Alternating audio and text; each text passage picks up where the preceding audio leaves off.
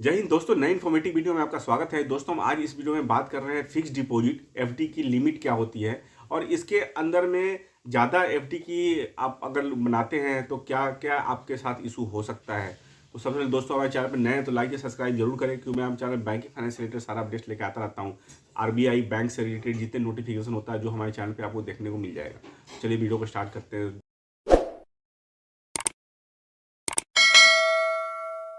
दोस्तों आज इस वीडियो में बात कर रहे हैं फिक्स डिपॉजिट आप कितने लिमिट तक की आप बना सकते हैं जो कि आप टेंशन फ्री रहें, और उसके अलावा इसके अंदर में क्या क्या प्रॉब्लम होती है कि अगर आपने ज़्यादा का आपने अगर एफडी बनवा लिया है। तो सबसे पहले दोस्तों हम जान लेते हैं, जैसे कि आप जानते हैं कि कैश डिपॉजिट अगर 10 लाख तक अलाउ है सेविंग अकाउंट में, उससे ऊपर जाते हैं तो आपको इनकम टैक्स का नोटिस आने के चांसेस होते हैं। और उसके साथ में ही अगर आप देखें सेम कंसर्न एफडी के साथ भी है। अगर एफडी आप 10 लाख तक की बनाते हैं तो आपके लिए कोई दिक्कत नहीं है, उसमें कोई भी इशू नहीं आ सकता है। 10 लाख तक का एफडी आप बना सकते हैं। इसके अंदर कोई आने वाले दिनों में ना इनकम टैक्स से, ना कहीं से, ना बैंकर कहीं से भी कोई आपको नहीं पूछेगा। इसके अलावा आपको ध्यान देने वाली बात है कि 10 लाख से अगर थोड़ा सा भी अमाउंट अगर ज़्यादा होता है तो उस कंडीशन में फिर आपको आईटीआर फाइल करना है और या आपके पास नोटिस आ सकता है।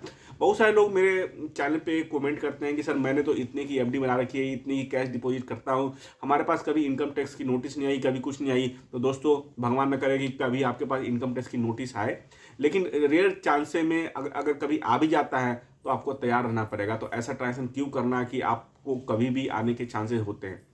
इसके अंदर इशू क्या होता है कि जो इनकम टैक्स है, इनकम टैक्स क्या है, 2016 से 2024 तक के डेटा पे आज के डेट में कभी भी आपके अकाउंट में कभी कोई गड़बड़ पाया जाता है तो नोटिस आ सकता है। आप सोचते हैं कि मैंने इस फाइनेंशियल ईयर में ट्रांजेक्शन कर लिया, अगले साल अगर में जाते हैं तो हमारे पास नोटिस नहीं आया तो मैं टेंशन पे हूँ। नहीं, क्योंकि यहाँ पे अगर देखें तो इनकम टैक्स के पास मैन पावर की कमी है, तो थोड़ा थोड़ा डिले चलता रहता है, काम इशू आ सकता है।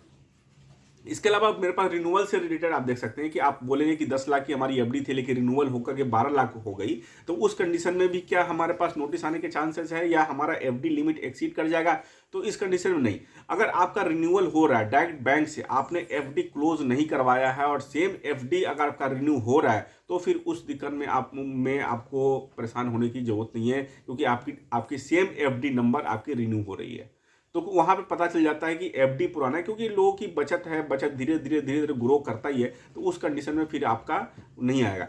इसके अलावा हमारे पास और भी एक मैं आपको चीज़ समझा दूं कि आप अगर बोलेंगे कि मैंने एचडीएफसी बैंक में 3 लाख की एफडी करा दी, आईसीसी बैंक में 3 लाख की एफडी करा दी और मैंने एसबीआई में 4 लाख की एफडी करा दी, तो सारा मिलाकर के मेरे 3 महीने 10 लाख तो हुए नहीं एक बैंक में। तो नहीं, आपका जो एफडी है वो काउंट होता है आपके पैन कार्ड पे। तो तीनों बैंक मिला के अगर 10 लाख का हो जा रहा है तो फिर आप 10 लाख के स्लैब में आप आ चुके हैं। अगर थोड़ा भी आप आगे बनाएंगे तो आपका एक्सीड हो जाएगा। जैसे सेम टीडीएस का कंसर्न है कि मैं टीडीएस आप देखते हैं तो 40,000 तक का अगर आपका इंटरेस्ट आ रहा है तो बैंक आपसे कोई भी आपसे टीडीएस नहीं लेता है, लेकिन 40,000 से अगर आपके पास अगर 1 रुपया भी ज़्यादा आ जाता है तो फिर आपका पूरे अमाउंट पे फिर आपका टीडीएस लगना स्टार्ट हो जाता है।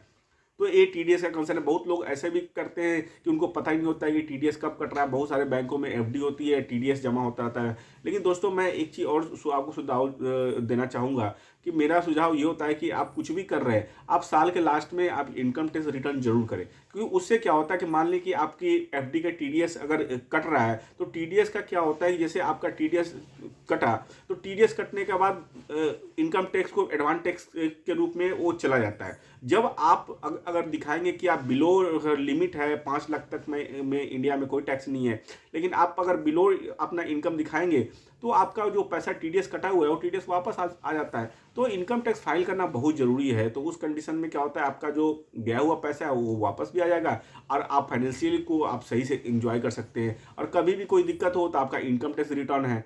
तो बैंकिंग में सबसे बेस्ट तरीका ये होता है कि आप सावधानी बरतिए, आपको अवेयरनेस होनी चाहिए कि कितने की लिमिट होती है, क्या लिमिट होती है, और साथ में इनकम टैक्स जरूर फाइल करें। जिससे इनकम टैक्स फाइल करने से बहुत सारी आपके पास बेनिफिट हो जाएगा, साथ में साथ आप सिक्योर ट्रांजेक्शन कर पाएंगे और भविष्य के लिए आप सुरक्षित रह पाएंगे। तो दोस्तों आशा करता हूँ वीडियो बहुत ज़्यादा इन्फॉर्मेटिव है, लाइक और शेयर जरूर करें। Thank you very much.